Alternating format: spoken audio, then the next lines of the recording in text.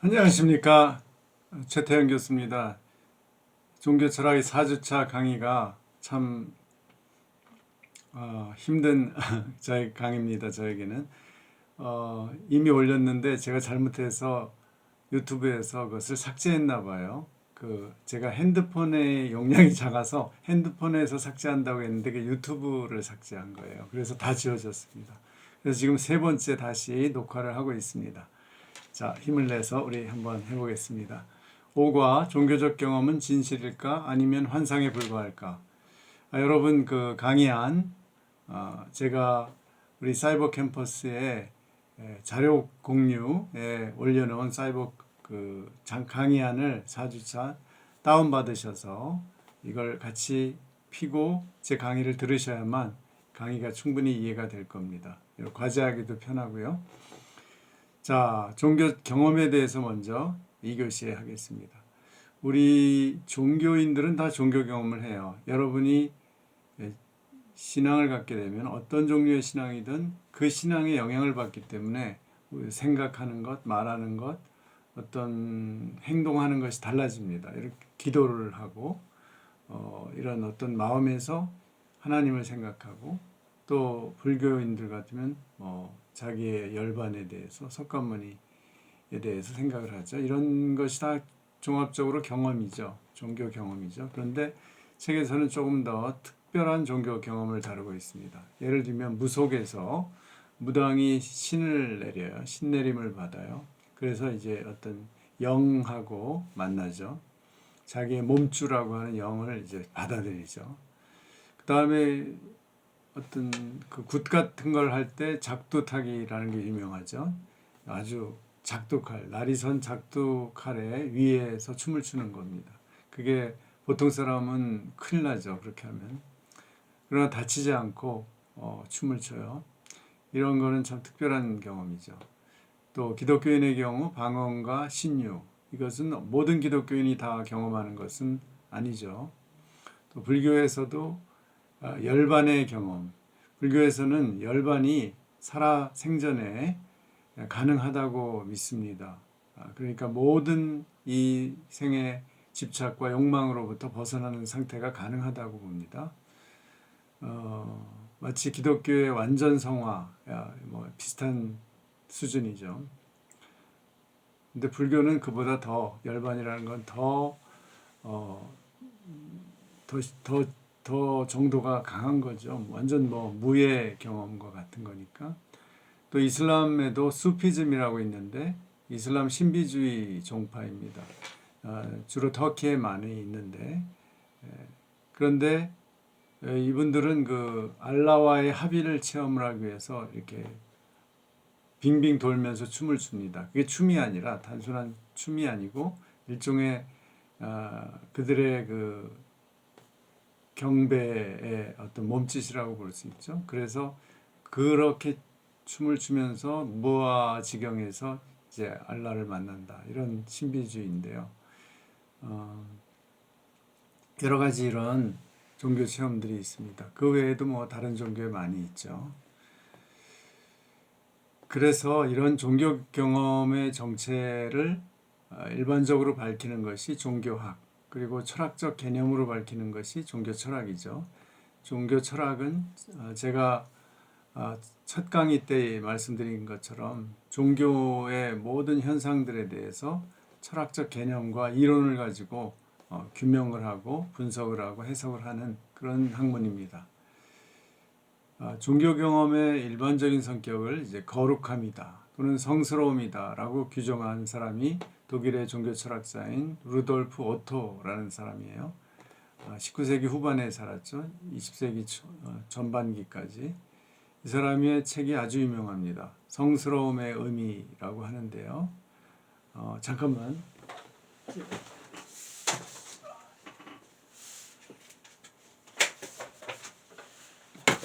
이 책입니다. 죄송합니다. 이 책인데요. 이 책을 오토가 쓰게 된 이유는 42세에 모로코에 갔는데, 모로코는 아프리카에 있죠. 그 모로코가 이슬람인데 수피즘이 강한 그런 종교고, 수피즘은 좀 평화주의예요. 그래서 유대인들이 같이 사는 것을 굉장히 많이 허용을 했습니다. 그래서 예를 들면 유명한 포스트 모던 철학자인 자크 데리다도 이 모로코의 유대인 출신이에요. 그래서 이제 프랑스 파리에 가서 고등학교 때부터 다녔죠. 그런데 오토가 유대인 회당에 들어갔어요. 어떤 유대인 회당에 들어가서 거기서 이제 유대인 랍비가 히브리어로 계속 그 하나님을 부르면서 낭송을 하는 것을 들으면서 그걸 듣다가 자기의 의식을 잃어버리고 모라경의 체험을 했어요. 아주 깊은 그런 어떤 그 깊은 자기를 잠깐 잊고 깊은 그 체험을 한 거죠. 그래서 이런 체험을 그가 이제 일반화해서 책을 썼는데, 그것이 바로 이제 이 다스 하일리게라는 책입니다. 거기서 그는 그 중요한 개념을 제시했는데, 누미노제라는 말입니다. 누미노제는 어원이 누멘에서 나왔죠. 누멘은 라틴어로 신성 또는 신적인 힘을 의미하는데, 누미노제는 그 신성을 경험할 때의 상태를 말합니다. 그런데 재미있는 것은 루돌프 오토가 이 누미노제의 성격을 양면적으로 서로 모순되는 양면으로 설명을 하는 거예요. 첫째, 누미노제의 그 성격은 처음에 두려움입니다. 두려움에 의해서 압도되는 그 신비를 느끼는 거예요. 이것을 그는 미스테리움 트레멘둠이라고 했습니다. 두 번째는 완전히 거기에 몰입하고 매혹되어서 빠져드는 그런 성격이 있어요. 미스테리움 파스키난스라고 합니다. 이 두 가지가 함께 있는 상태, 그것이 바로 원초적 종교성의 일반적 성격이라고 보았죠. 여기에는 두려움, 압도됨, 활력, 신비함, 매혹됨, 어마어마함, 거룩함, 장엄함, 피조물적 감정, 이 모든 게 여기에 포함이 됩니다. 그래서 기독교 우리 성경에도 보면 이런 경험들이 묘사되어 있는데요. 먼저 그 두려움의 경험을 보면, 미스테리움 트레멘둠을 보면 이사야서 6장에 나오는 이사야의 성전 체험입니다. 읽어보면, 우시야 왕이 죽던 해에 내가 본즉 주께서 높이 들린 보좌에 앉으셨는데 거룩하다 거룩하다 거룩하다 만군의 여호와여, 그의 영광이 온 땅에 충만하도다 하더라. 그때 내가 말하되 화로다 나여 망하게 되었도다. 나는 입술이 부정한 사람이요 나는 입술이 부정한 백성 중에 거주하면서 만군의 여호와이신 왕을 배웠음이로다 하였더라. 두려움, 하나님 앞에서 처음으로 대면할 때 두려움을 느끼는 거죠.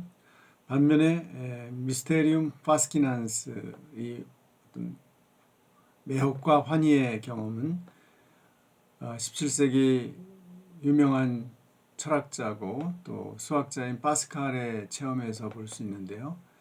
그는 1654년 11월 24일 은총의 밤이라고 부르는 밤에 아주 신비한 체험을 합니다.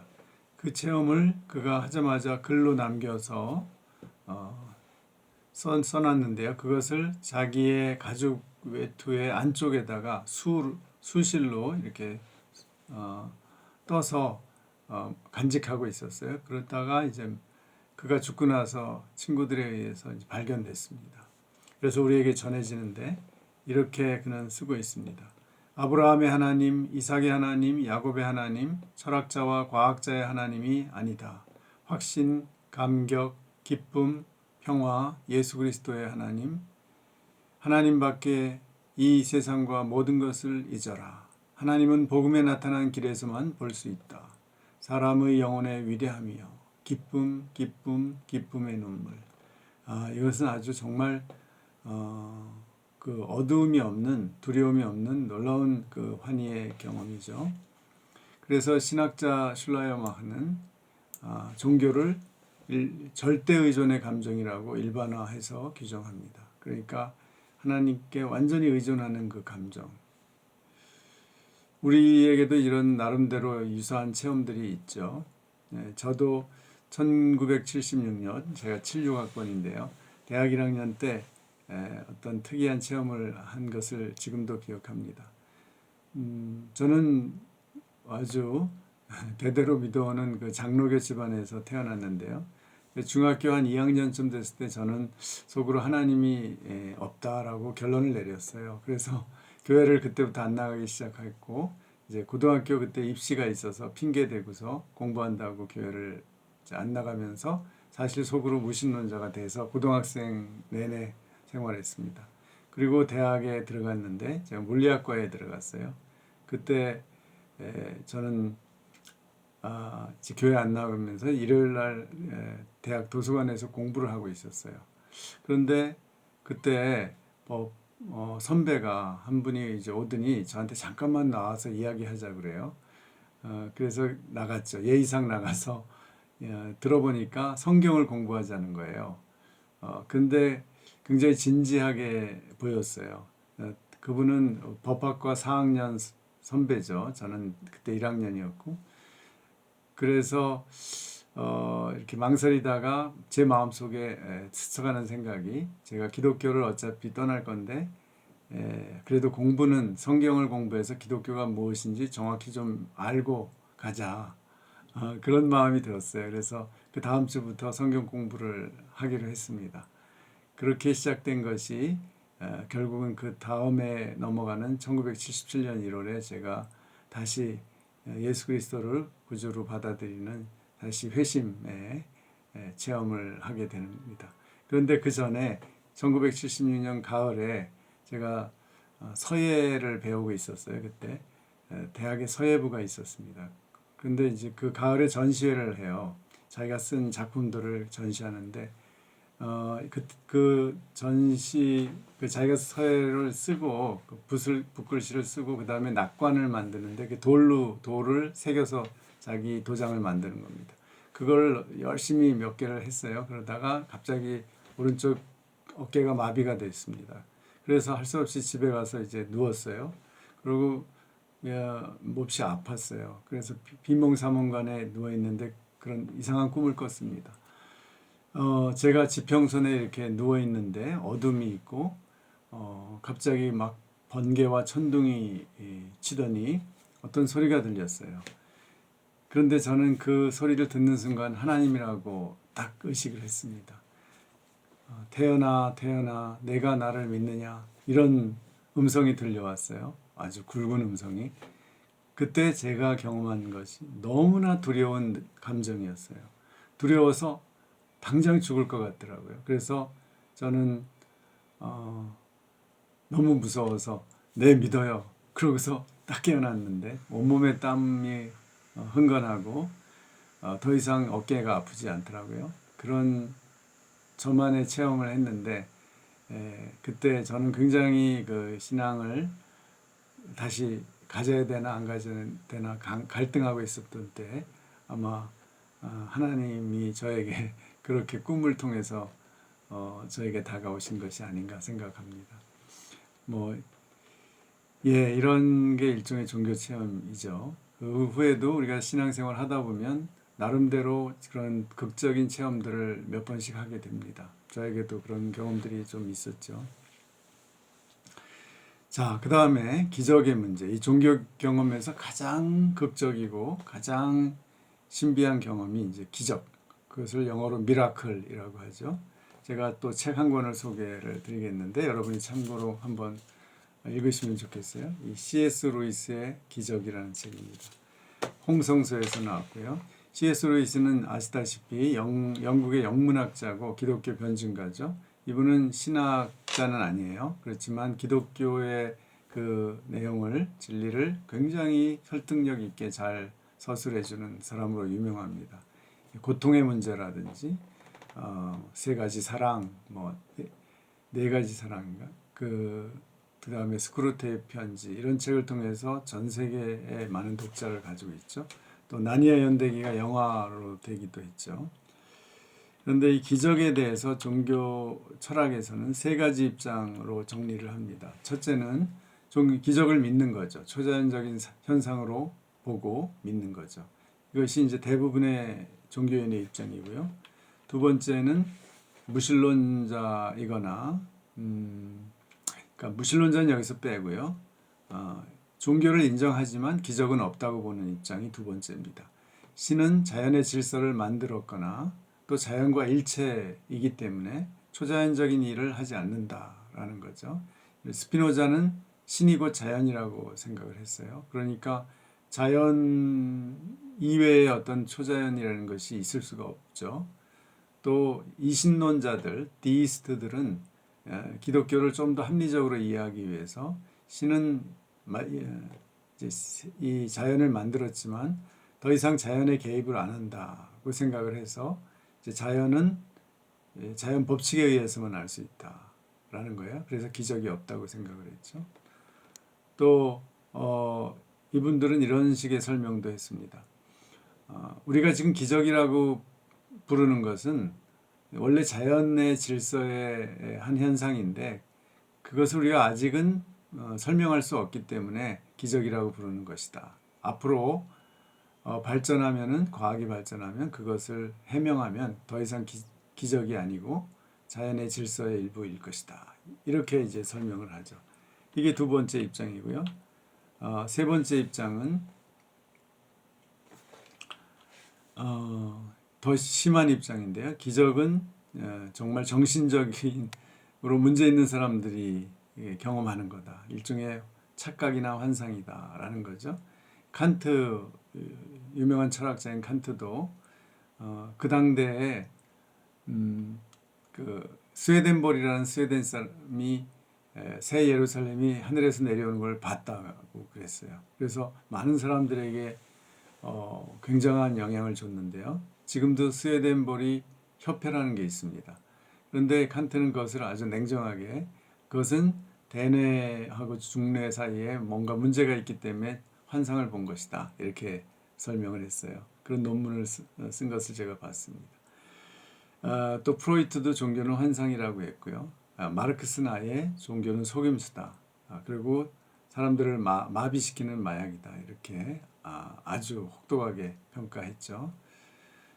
기독교 신학자들은 이제 20세기에 와서 이런 문제를 고민하다가 일종의 20세기의 이런 자연주의적 세계관을 수용하면서 어떻게 기독교를 설명할까 고민한 사람들도 나왔어요. 대표적인 사람이 불트만입니다. 독일의 신학자인 신약 신학자인 불트만인데 이 사람은 매우 유명하죠. 뭐 바르트와 틸리히와 더불어 3대 신학자다 이렇게 얘기를 하는데 이분은 이제 성경에는 그 신화적 이야기들이 많이 나오는데 그 당시 2000년 전에는 바로 사람들이 이런 신화적인 세계관 하늘에 하나님이 있고 땅에는 우리 인간이 살고 지하에는 이제 바로 그 죽은 영혼들이 살고 이런 삼층적인 세계관 이런 것들을 당연하게 믿었는데 지금은 더 이상 믿을 수 없다는 거죠. 그래서 이제는 뭔가 재해석을 해야 된다는 거죠. 성경을. 그래서 성경의 그런 사실적인 이야기들은 중요한 것이 아니고 그것에 우리에게 신앙적으로 주는 의미, 실존적 의미 이런 것이 중요하다는 겁니다. 이것을 캐리그마라고 불렀는데요.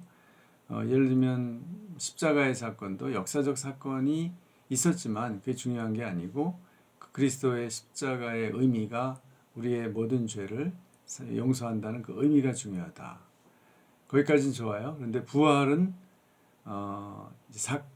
사건인데 사건이어야만 하는데 부활 역시 역사적 사건이냐 아니냐가 중요한 게 아니라 그 의미가 중요하다. 우리가 죽음을 이길 수 있고 영원히 살 수 있는 의미 그런 식으로 설명을 했습니다. 그래서 물론 그게 너무 기독교를 일종의 절반의 진리로 만드는 거죠. 역사는 사실이 아닌데 의미는 있다. 이런 식이니까요. 그래서 결국은 그 불트만의 제자들조차 불트만을 비판했습니다. 이런 이제 세 가지 입장 속에서 결국은 그러니까 이제 기독교인들은 대체로 1번을 믿는 거죠. 그러나 철학에서는 이렇게 세 가지로 본다라는 것을 이제 종교 철학에서 얘기하는 겁니다. 저는 개인적으로 결론을 내리자면 우리는 기적을 믿어야만 하는데 예,